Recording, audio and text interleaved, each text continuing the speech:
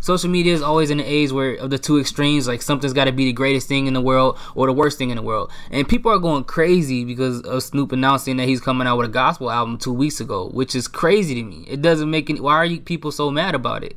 Like, I get like mixing secular with gospel, whatever the case may be. You can't say because he's smoking because it's legal. So like, what's the problem with that?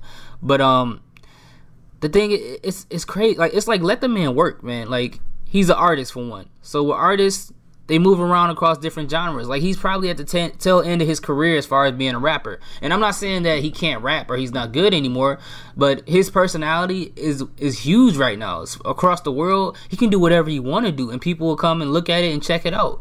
And this guy's had a long career, and during the end of his career, if you notice anything about Snoop Dogg, he's been a lot more experimental as of lately, except for the album he just came out with where he kind of went back to his old ways. As far as like doing like music, but he's been very experienced. The dude had bell bottoms on basically and an afro in a video called Sexual Seduction. This dude was singing and using autotune.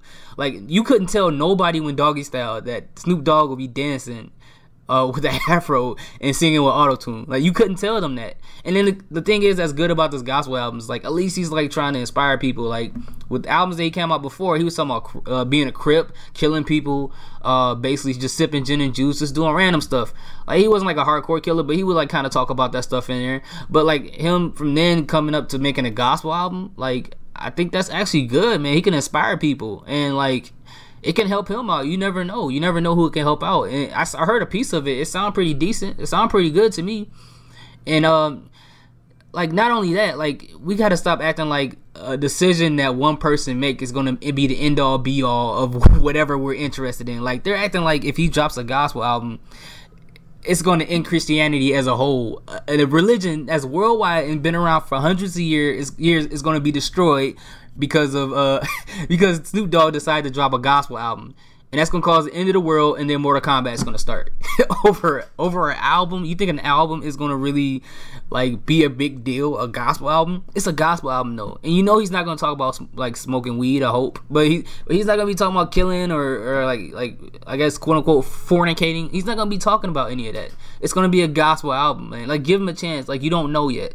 Like, let the man work, let the man do his thing. He's an artist, so just let the man be. And it's kind of weird that, like, I'm not gonna stay on this too longer, that people are upset because a quote-unquote secular artist is doing Christian work, but a lot of Christians in most cases have either a replica painting or a t-shirt or something of the Last Supper. Now, if you guys don't know, the Last Supper was made by an artist called Leonardo da Vinci. And before I get into this, I love his work. I love the Renaissance era of art. That's one of my favorite. And this guy's been making Christian sculptures and painting all the time. But the one that's most memorable that most people have used is the Last Supper. That's the one that most people have hanging up either in the churches or at home on a t-shirt. Now, mind you, history tells it. If you guys do research, history tells it. This is not rumor. This is not coming from a room. This is not from gossip. This is not from TMZ. Not rumor. History shows it that Leonardo da Vinci was a pedophile / homosexual. Now, the homosexual part, I'm not tripping too much about. The pedophile part, that's terrible. That is annoying. I don't know why people do that. It makes no sense. But it has to be some type of mental illness. But past that, he's two things that Christians have a hard time dealing with: a homosexual and a pedophile, which is against the law. Homosexuals is not against the law at all, but in most cases, a lot of Christians are homophobic to a degree. So when him being a pedophile, but because you love that painting, you still hang it up in your house and you still wear it on your shirt.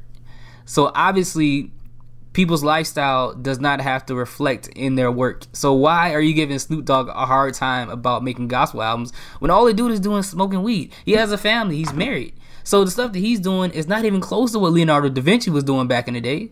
But you guys got paintings all up. Like, you don't even know what these artists were doing. These paintings you have in these churches, you don't know what these guys are doing in their day-to-day lives. Like, it's more you can see it more now because of social media, but it shouldn't matter, like, to a degree. Like, if this dude's out here, okay, it shouldn't matter to a degree. If this guy's out here worshiping the devil, or he's out here being a pedophile, or he's out here just doing some crazy stuff and then comes out with a gospel album, okay. But Snoop Dogg's not doing nothing crazy. Like, let the man live. He's an artist. Let him work. All right. That's all I gotta say about that. I'm not mad about it. I don't get mad about these things, but I need content for my Facebook page and for this podcast right here, so I want to talk about it. All right. The next thing I want to talk about is this album by Vic Mensa. It's called The Autobiography. If you guys want to watch my